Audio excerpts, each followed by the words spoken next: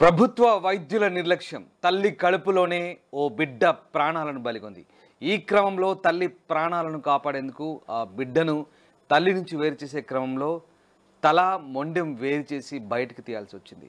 ఈ దారుణ ఘటన అమరచింత మండలంలో చోటు చేసుకుంది. ఈ ఘటనకు సంబంధించి ప్రస్తుతం తాజాగా వెలుగు చూసింది. సోమవారం జరిగిన ఈ ఘటన ఇప్పుడు ఆలస్యంగా వెలుగులోకి వచ్చింది.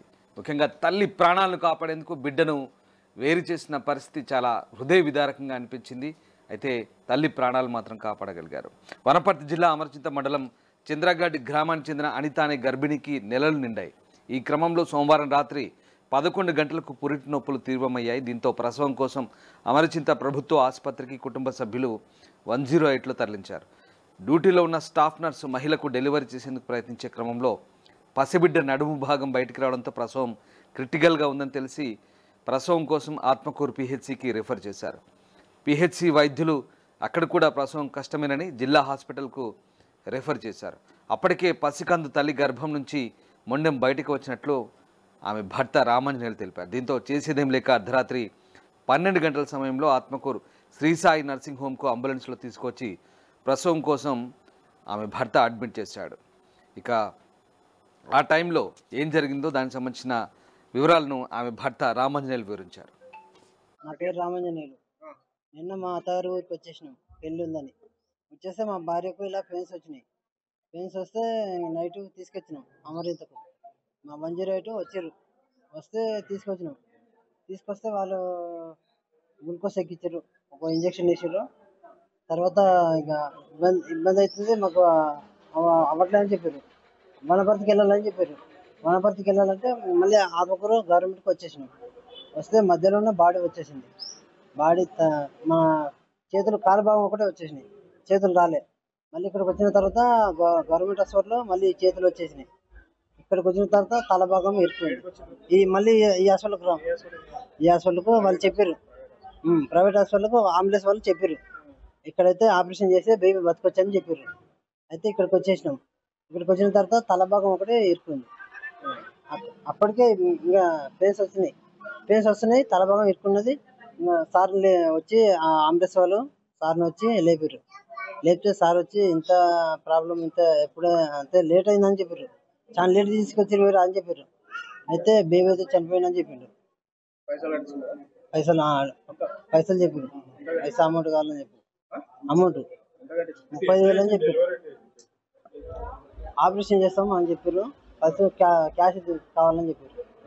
క్యాష్ రెడీ చేసుకో, ఆపరేషన్ చేస్తామని చెప్పారు. పెద్ద ఆపరేషన్ చేస్తేనే బేబీ అయితే చనిపోయాడు, ఇప్పుడైతే ఇబ్బంది అయితే తీయడానికి రాదు అని చెప్పారు. ఏం లేదు, ఒక 10-20 నిమిషాలు అంతే. 10-20 నిమిషాలు కట్టేసినాం.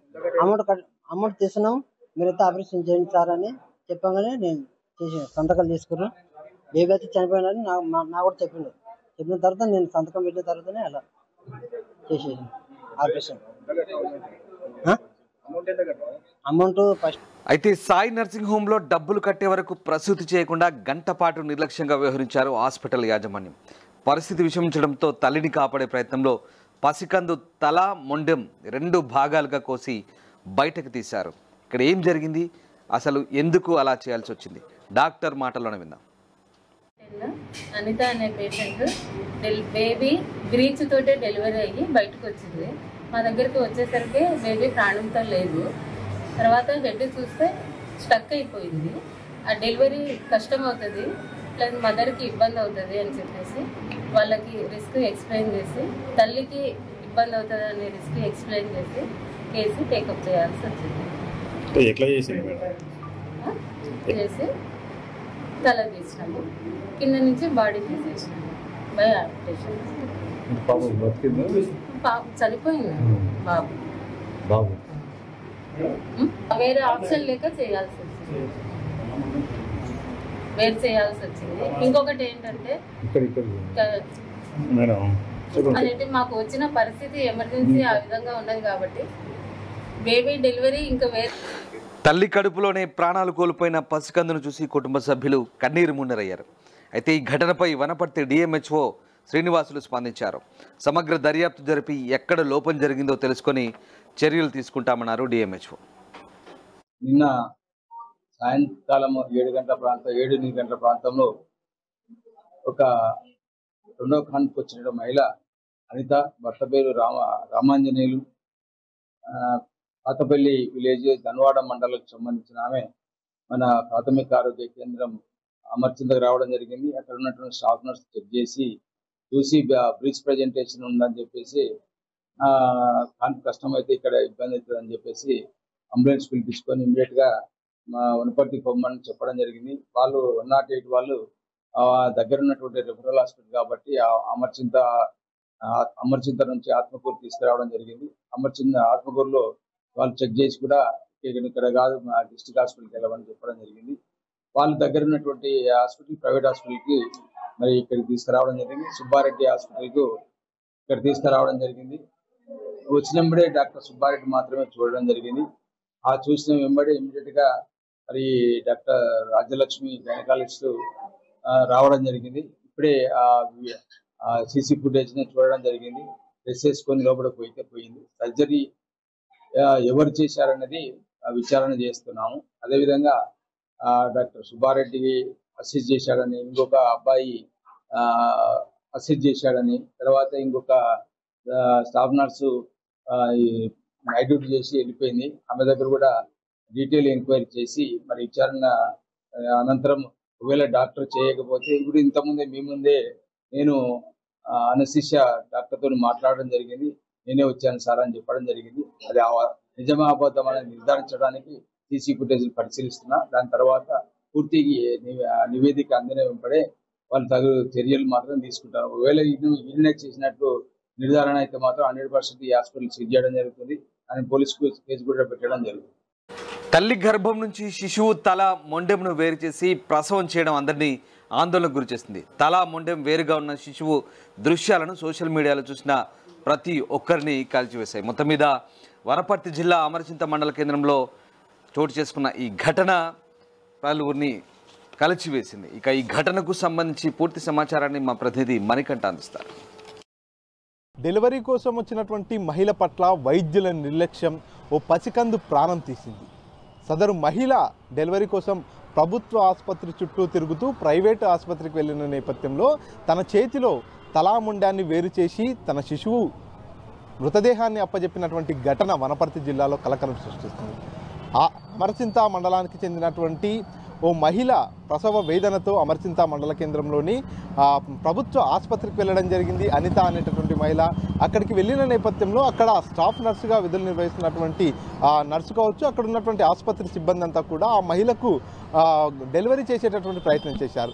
కానీ అక్కడ డెలివరీ కొంత కష్టమైనటువంటి నేపథ్యంలో ఆత్మకూరు ప్రభుత్వ ఆసుపత్రికి తీసుకెళ్లాలంటూ కూడా రిఫర్ చేశారు.